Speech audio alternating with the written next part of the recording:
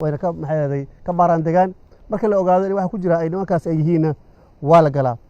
way dhici kartaa mararka qaar in waxa way fiir duulo oo waxa way ka duur gaarigaas iyo inuu qof muslim meel maraysa uu gaaro laakiin Allah subhanahu wa ta'ala wuxuu la yukallifu nafsan illa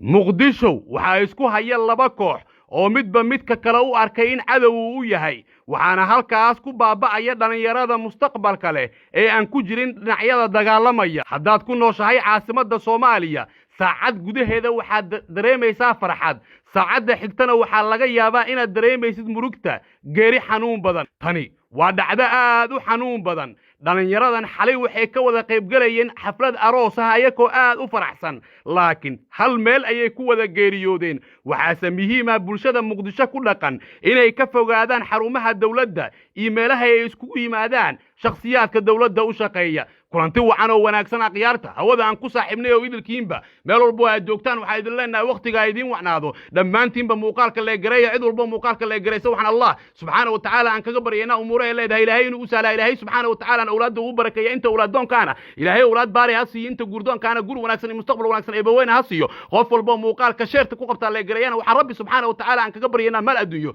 aysan filayno ilaahay subhanahu wa ta'ala uu siiyo dambigood iyo dambiga waalidkoodan ee bawda rabbi subhanahu wa ta'ala uu ku cazuma jannatul firdaws على حاسدك وعلى النهاية ومن شر حاسد إذا حسد الحاسد لا يفلح بإذن الله الكريم وحكود بينيا هوجي قصارو مقدشو وعاصمة ومدة صومالية وحنا كنول دad ka badan 3 milyan waxa magaaladaasi muddo ku dagaalamaya dagaalyahanada dhaqdhaqaaqa al-shabaab oo hoostaga urur weynaha al-qaacida iyo dawladda Soomaaliya taageero ka helaysa ciidamada ajaanibta ah ee AMISOM al-shabaab waxay muqdisho ka fuliyaan weerar ay u adeegsadaan ismiidaamin iyo kuwa toos ah waxa halkaasi qasaaro baan uu ka soo gaaraa dadka shacabka ah ee aan u shaqeynin dawladda Soomaaliya gaar ahaan dhalinyarada mustaqbalka leh ee ka baxday jaamacadaha isla markaana birito wax weyn tari lahayd dalka dhammaanteen waa inaan ka qayb qaadanaa wacyigelinta ku aadan in dadka shacabka ay ka fogaadaan xarumaha dawladda iyo waliba goobaha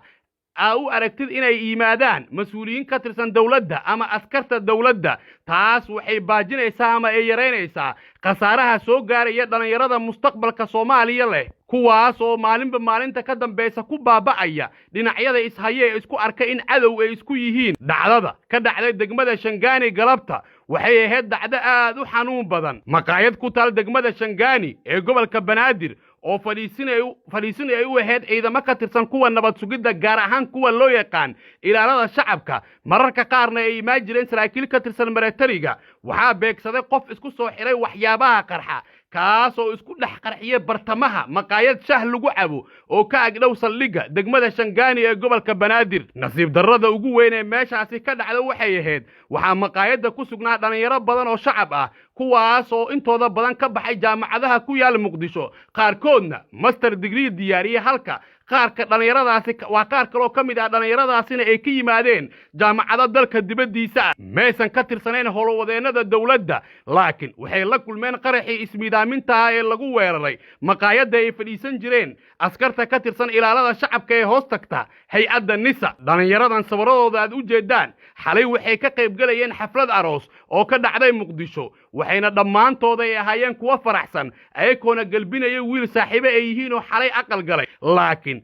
afartoodaba waxay ku dhinteen goobta qaraxa uu ka dhacay ee degmada Shangaani rabbi subhanahu wa ta'ala ha u naxariisto jannatul firdaws la'alaana ha geeyo dhalinyaradan way faraxsanaayeen saacada ka hor laakiin hadda waa dad meyd dhintay waxayna ku dhinteen weerar aysan shaqo ku lahayn oo ayaga aan loo wadin waxayna la kulmeen weerarka ismiidaaminta ee qofka ka tirsan al-shabaab ee ismiidaamiyay uu ku weerarayay saraakiil iyo askar ka tirsan ciidamada dawladda oo fadhiisan jiray maqaayadda uu isku miidaamiyay magaalada Muqdisho wali waxa la sheegayaa inay ku jiraan dhowr gaari oo laga soo buuxiyay waxyaabaha qarxa iyo sidoo kale shakhsiyaad ka tirsan al-shabaab oo isku soo wata waxyaabaha qarxa kuwaas oo doonaya inay beegsadaan maqaayadaha iyo goobaha ay fadhiistaan askarta nisa iyo kuwa dawladda ka tirsan ama shaqaalaha dawladda ka tirsan waa muhiim mar walba in foojignaan dheeri ay muujiyaan shacabka ku dhaqan Muqdisho taas oo badbaadin badan u muujin karta dadka rayidka ah oo hadda waxyeelo badan ay ka soo gaarto